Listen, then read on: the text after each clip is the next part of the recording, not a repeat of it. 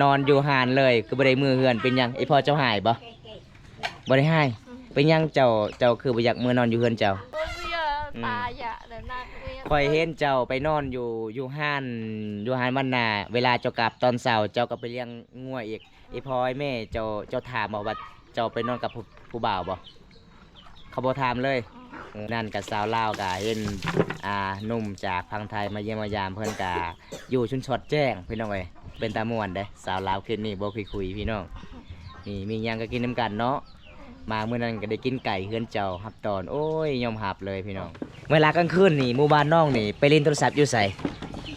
ฮะ บุกเอาบุกเอา อยู่ผู้บ่ใกล้บ่ที่นี่บ่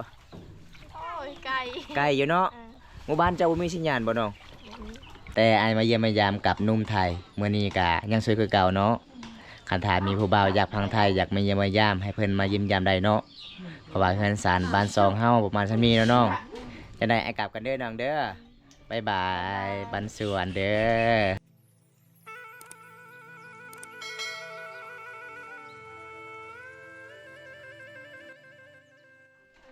สวัสดี ปลาฮักกะมาที่ไซนี่นะฮะ ตะทัว ไปเฮ็ดหัวบ่จะปลูกอีหยังเนาะปลูกไม่วิก ตะเวนจับโดย โอ้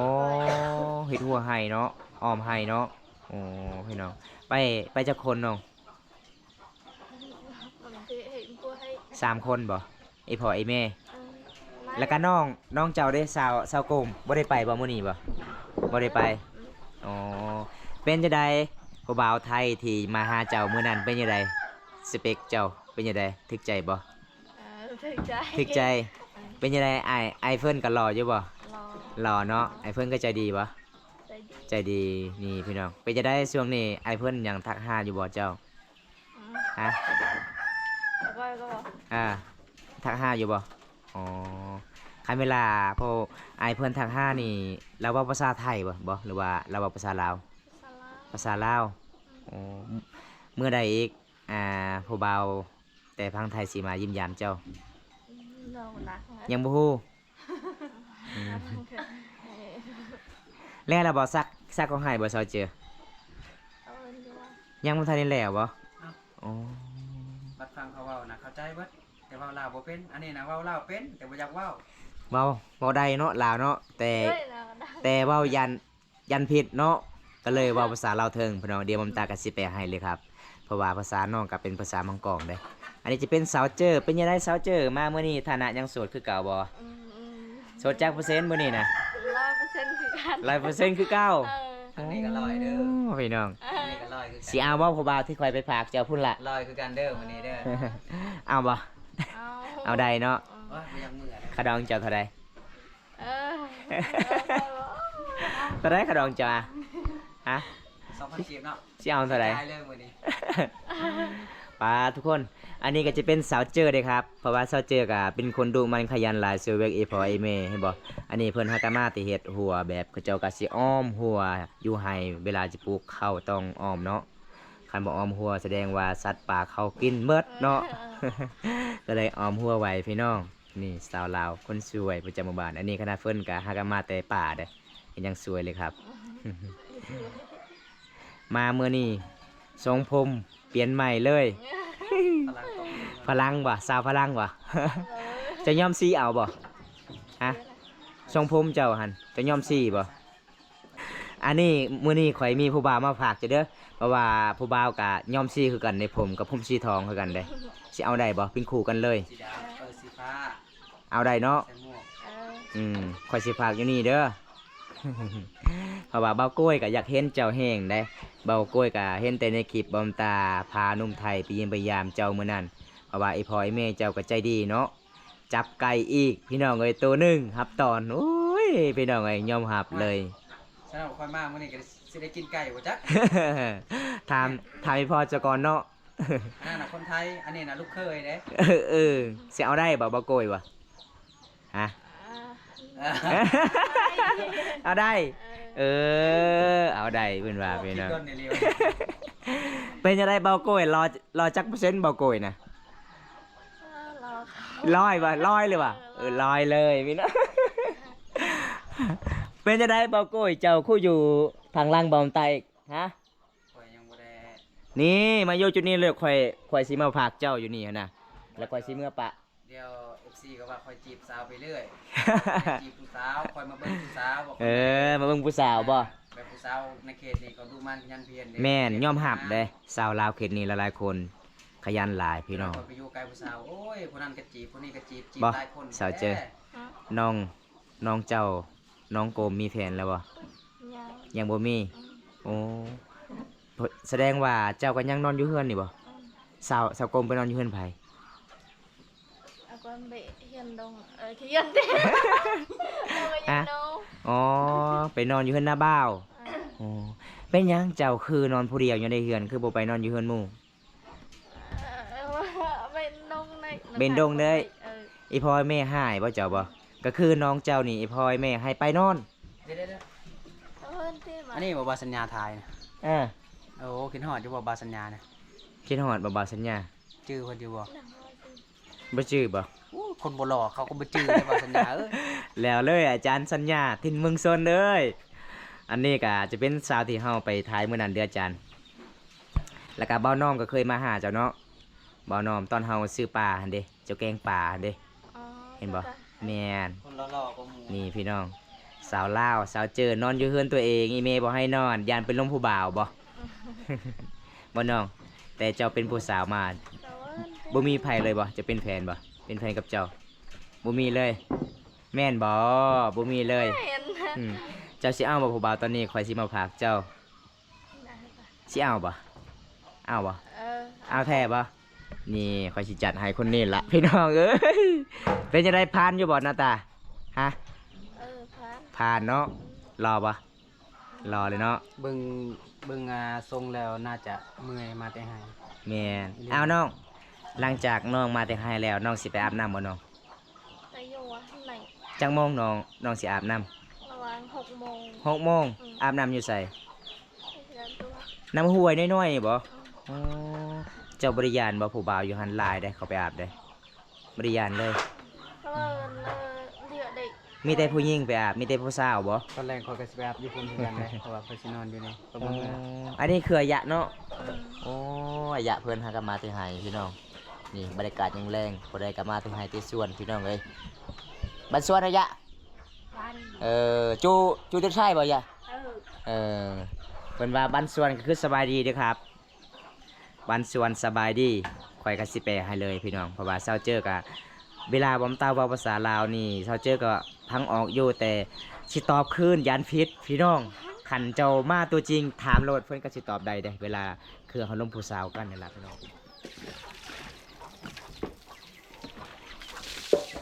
สบายดีผู้สาวคุณงามอะยะสบายดีสาวกง หากันมาที่ไซนี่นะมาซ่อนปะได้หยังได้ห้อยปะเนี่ยสาวโกมได้ห้อยครับ อันนี้จะเป็นน้องของสาวเจอเด้อสบายดีน้องสาวต้องมีเบอร์ไหนบ้างฮะมีจั่วบ้างมีจั่วที่ไทยปะโอ้เพิ่นหาหน้าใหม่พี่น้องอันนี้จะเป็นน้องของน้องเจอเด้อเพิ่นหากันมาหาแต่ให้เพิ่นกะหาหน้าใหม่ไปพอมือเฮือนมือสารพี่น้อง บรรยากาศยามแรงๆทุกคนขยันหลายได้อสาวลาวขึ้นนี่นี่น้ำไม้ไฮพี่น้องหน้าตาสิเป็นแบบนี้เลยครับนี่สาวเจอสาวโกมกับสีล้างห้อยครับล้างห้อยได้อปลาเมื่อนี้ครบหน้าครบตาเนาะทางเอื้อยทางน้องพี่น้องเอ้ยเลือกเอื้อยสิได้น้องเลือกน้องสิได้เอื้อยก็งามน้องก็งามพี่น้องขนาดมาแต่ไฮแต่ส่วนได้เป็นยังงามแบบธรรมศาสตร์พี่น้องเอ้ยเห็นบ่ยังบ่ทันได้อาบน้ำบ่น้องเวลากลางคืนนี่หมู่บ้านน้องนี่ไปเล่นโทรศัพท์อยู่ไส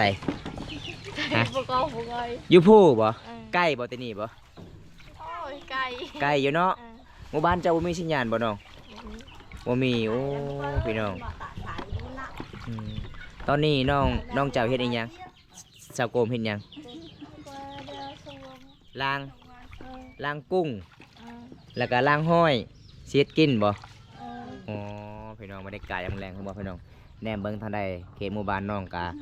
ภูผาป่าดองมีธรรมศาสตร์นี่จะเป็นบ้านคนหมดเลยมันจะเป็นป่าหมดพี่น้องธรรมศาสตร์เขตหมู่บ้านนี่อุดมสมบูรณ์เลยพี่น้องสาวเจอ ได้ก่อนเลยไม่ สาวเจอคอยเห็นมือใดกับมีที่เจ้าเฮ็ดเวียกเฮ็ดงานกับสาวโกมอันอายเจ้าบ่ได้เฮ็ดเวียกบ่ น้องบ่ ตาเต้เวียกว่าสัมภาระนะ อ๋อ ค่อยละงงอยู่เรานะฟังได้แต่เว่าบ่ได้ เราเว้าได้อยู่แต่เราเคินเจ้ารอโพดเห็นบ่เห็นบ่พี่น้องอันนี้จะเป็นเบาโก้ยพาโลยนี่พี่น้องอันนี้เป็นที่สาวลาวบรรยากาศยามแรงๆพี่น้องเอ้ยบ่าวตามาเยี่ยมยามมื้อนั้นกับบ่าวตากลับไปบ้านน้องก็ได้ฟ้อน้องไปเลี้ยงหยังเจ้าเลี้ยงงัวบ่มื้อนั้นบ่เออเป็นจังได๋บ่าวตามาเยี่ยมมายามมื้อนั้นคือนอนอยู่หานเลยคือบ่ได้มือเฮือนเป็นหยังไอ้พ่อเจ้าหายบ่บ่ได้หายเป็นหยังเจ้าคือบ่อยากมื้อนอนอยู่เฮือนเจ้า đầu đang hả đầu đang vô bù nè bị đó เออ bù luôn bây giờ tà dạ để nạt คอยเห็นเจ้าไปนอนอยู่ห้านบ้านนาเวลาเจ้ากลับตอนเช้าเจ้าก็ไปเลี้ยงงัวอีกไอ้พ่อไอ้แม่เจ้าถามบอกว่าเจ้าไปนอนกับผู้บ่าวบ่เขาบ่ถามเลยโอ้พี่น้องเมื่อนั้นกับสาวลาวก็เห็นหนุ่มจากพังไทยมาเยี่ยมมายามเพิ่นก็อยู่ชุนชดแจ้งพี่น้องเอ้ยเป็นตาม่วนเด้สาวลาวคืนนี้บ่คุยพี่น้องนี่มีหยังก็กินน้ำกันเนาะมาเมื่อนั้นก็ได้กินไก่เฮือนเจ้ารับตอนโอ้ยยอมหับเลยพี่น้องผู้ใดได้เครียดนะผู้ใดไปสอนเจ้าบ่สาวกรมผู้ใดไปสอนนะฮะ ở đây là non น้องสาวเจ้าบ่ ừ เจ้ามีน้องจักคนเนาะ thôi bảo แม่ si 4 คนแล้วก็อ้ายเด้จักคน ai mà năm มานำคืนน้องคน ừ เออ สาวเจอเจ้ากับสาวโกบ่แม่นพาแผกบ่แม่นเจ้าเกิดก่อนเจ้าอายุจักปี chết 17 ปี 2 ปี สาวโกมจักปีสาวโกมฮะจักปีเจ้าสาวโกม15 ปีอ๋อสาวโกม15 ปีสาวเจอ17 ปี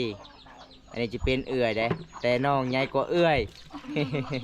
งามหมดทั้งสองพี่น้องเป็นบ่สาวลาวบรรยากาศยังแรงหลังจากเขามาแต่เฮ็ดเวียกเฮ็ดงานกับเจ้ากาสิเกียมตักน้ำไว้เห็นบ่สิเป็นคุกะเต็มเลยน้ำพี่น้องน้ำหลายๆเด้เวลาเขาเจ้าไปตักพุ่นละพี่น้องไกลกับหมู่บ้านเด้สาวลาวคืนนี้ยอมรับเลยว่าขยันหลายครับทุกคนสาวเจอ ừ เป็นหยังน้องของน้องเจ้าคือบ่ปากบ่เว้าภาษาลาวสาวโกมฮะ tà đá ลาวบ่ฮู้ภาษาลาวบ่อีกมื้อใดน้องว่าน้องสิไปเฮ็ดงานอยู่นครหลวงฮะ là vợ này บ่อยากไปอีกเป็นหยังคือบ่อยากไปเฮ็ดงานอยู่พุ่นอีพ่อยแม่บ่ให้ไปบ่อ๋อบ่มีไผเฮ็ดเวียกเฮ็ดงานอยู่เฮือนเนาะ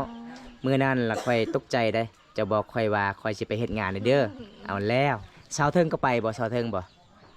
ăn ăn tết อ๋อมีแต่เจ้ายกเลิกเลยเนาะ gửi lên สงสารอีพ่อยแม่เนาะบ่มีไผซอยเวียกซอยงานอยู่เฮือนอยู่ศาลเนาะน้องเนาะนี่เห็นบ่อันนี้จะเป็นน้องของเพิ่นก็สิเฮ็ดกินเห็นบ่บรรยากาศยังแรงเพราะว่าขึ้นเฮือนขึ้นศาลเขาเจ้าก็รับตอนนี่พี่น้องหมู่บ้านนี่ได้บ่าวโกยจนว่าบ่ออกเห็นผู้สาวงามพี่น้อง บ่เป็นแบบความสู้ชีวิตของผู้สาวเท่านี้นี่ยอมรับ เป็นจังไดผู้สาวเขตนี่กับผู้สาวเขตเมืองสิบวนเป็นจังได โอ้ชาวบ้านมันก็เฮ็ดอยู่แต่ว่าสู้แท้นี่บ่ได้ อ๋อแม่นเนาะแถวนี้ก็คือกว่าผู้สายได้แถวนี้ได้ยอมรับ สงสารนี่ลี แม่สงสารอีหลี สู้ชีวิตนี่ลี สาวเจอกินข้าวกับย่างมื้อนี้ออกหายออกสวน chạc lo จากล่อ ừ กินห้อย ừ บ่มีอาหารบ่อ๋อพี่น้องคันบ่มีห้อยล่ะสิกินหยังกินกับแจ่วก็แล้ว ừ แม่นบ่ là quả chạc với bác อ๋อ ăn โดย bác โดย thì chạc คันบ่มีอาหารก็หาอนามัยเนาะออกให้ออกสวนพี่น้องมื้อนั้นโอ้ยคิดว่าบ่ได้พอละสาวเจอไปเฮ็ดงานข่อยก็เลยบอกว่าแล้วเลยสาวเจอเอาพัวทางนครหลวงอีกแล้วบ่น้องงานอีหยังที่น้องอยากไปเฮ็ด ta thằng thì thằng ăn tí เขาว่าเดือนหนึงเท่าใดเขาเจ้าจ้างน้อง tiền อืม lan lan xi เดือนหนึงล้านสี่โอ้เดือนหนึงล้านสี่พี่น้อง เพื่อชี้จางรถแต่เมืองน้องหานครหลวงกับ4-5 แสนแล้วอ๋อร้านเชียร์ก็อยักไปบ่ตอนนั้นบ่อยักไปแห่งบ่ตอนนั้นบ่ไปแล้ว แล้วว่าในเปิดยังมายาวตึกเปิดปลายตึกเปิดแต่ละที่มันตึก อ๋อมีหมู่มาชวนให้ไปเฮ็ดงานก็เลยอยักไปเลย แสดงว่าเจ้าเชื่อใจหมู่หลายเนาะ เชื่อใจง่ายพี่น้อง สาวสาวโกมเฮ็ดกินเป็นเนาะเจ้าเนาะ หลังจากเพิ่นล้างห้อยเพิ่นก็สิล้างหน่อไม้อีกแกงหน่อไม้อีกพี่น้องบรรยากาศยามแรงๆทุกคนสาวลาวเขตนี่ก็โอ้ยยอมรับเลยครับ อันนี้ก็แม่น้องเจ้าว่าภาคแพร่ก็บ่นี่บ่ อะไรเอ็มคือหมู่บ้าน โอ้อันนี้ก็ซ้ำกันเลยเนาะ ใหญ่ซ้ำกันหน้าตาคล้ายกันพี่น้องก็คือกับสาวเจอกับสาวโกม แต่ว่าแม่นฟ้าแฝกเนาะนี่พี่น้องสาวโกมเป็นยังไงตนะตอนนี้ยังโสดบ่ยังโสดคือเก้าอ๋อปลาพี่น้องมาเมื่อนี้สีผมคนละสีเลยครับ อยู่ทางพุ่นก็จะเป็นสีหยังเขินสีหยังทรงผมเจ้าฮะ สีทนได้ สีซิวอ่ะ เออ วัดมาทางนี้สีทอง มาทางนี้ก็สีทองนี่เห็นไหม มันสิเป็นครูกับผู้นี่ล่ะ โอ้ยพี่น้องเอ้ยมาเมื่อนี้ทรงผมน้องมันสิแปลกเลย หลังจากหนุ่มไทยมาเยี่ยมมายามน้องก็สิเปลี่ยนสีผมเลย ม่วนหลายพี่น้องสาวลาวเคนนี้เวลาเฮาไปเยี่ยมไปยามเป็นนี่ล่ะพี่น้องเอ้ยบ่เคยคุยได้ตาหักหลายเลยครับโอ้ไอแม่เจ้าบ่เซาเจอปลาทุกคน อันนี้หลังจากเพิ่นมาแต่ให้แต่สวนเพิ่นก็เอาสะดุ้งซ่อนยังไงน่ะฮะ เราได้ ซ่อนป่าบ่นี่บ่ซ่อนป่าซ่อนห้อยโอ้นี่ล่ะพี่น้อง อันนี้จะเป็นที่วิถีชีวิตชาวลาวเขาเจ้าหาอยู่หากินได้จะเป็นสะดุ้งที่เขาเจ้ากะสิมาซ่อนป่าซ่อนห้อย หลังจากที่เขาเจ้ามาที่ให้แล้วกะชาวโกมกะสิเฮ็ดกินหอยพี่น้องเอ้ยได้หอยมาที่ให้พี่น้องเขาเจ้ากะสอนมื้อนี้พี่น้องบรรยากาศยังแรงอีเมเพิ่นก็มาได้ทุกคน นี่ทุกคนมาเยี่ยมมายามเพื่อนสารเพิ่นกะฮับต้อนเลยอันนี้กะเขาเจ้ากะสิแกงป่าพี่น้องบรรยากาศยังแรงหลังจากมาที่ให้ที่สวนเพิ่นก็เลยถามกินข้าวกินน้ำเลยบอกพี่น้องมาเฮือมาสารเห็นบอกพี่น้องสาวลาวเขตนี้ ทุกคนก็สาวโกมเจ้าแกงเป็นบ่ก่อนไปแต่ละเถื่อไม่ติเจ้าแกงเฮาเบิ่งเมื่อนั้นกะเฮ็ดแกงป่ากับเจ้า แสดงว่าเรือนเจ้ามีแต่เจ้าผู้เดียวบ่เฮ็ดเป็นบ่เป็นคือกันเออ ไม่ยังอันนี้นะฮะคือตัวใหญ่ๆแถบ้งบ่ฮะ นั่นแล้วด่ะ ไม่ยังภาษาบ้านเจ้าเอิ้น ปูดี ฮะ ปู ปุ้งกระดิ่ง อุ้ยพี่น้องเอ้ยจักเหมือนหยังล่ะพี่น้องปุ้งกระดิ่ง นี่พี่น้อง จะได้ เจอนี่อาหารบ้านๆบ้านเฮาพี่น้องอันนี้ก็คือไอเมเพิ่นเลยพี่น้องเอ้ยเพราะว่าเมื่อนั้นกะหนุ่มไทยมาเยี่ยมมายามแม่เพิ่นก็เอาไก่ตัวหนึงพี่น้องขาไก่อีกโอ้ยยำหับเลยพี่น้องใจดีเลยพี่น้องสาวเจอไอ้กลับกันเด้อเพราะว่าไอ้ก็โดนแล้วบ่ได้มาเยี่ยมมายามน้องเพราะว่าคิดฮอดหลาย แต่ไอ้มาเยี่ยมมายามกับหนุ่มไทยมื้อนี้ก็ยังสวยคือเก่าเนาะคันถามมีผู้บ่าวอยากพังไทยอยากมาเยี่ยมมายามให้เพิ่นมาเยี่ยมยามได้เนาะเพราะว่าเฮือนศาลบ้านซองเฮาประมาณซั่นมีแล้วน้องจะได้ไอ้กลับกันเด้อน้องเด้อบ๊ายบายบ้านสวนเด้อ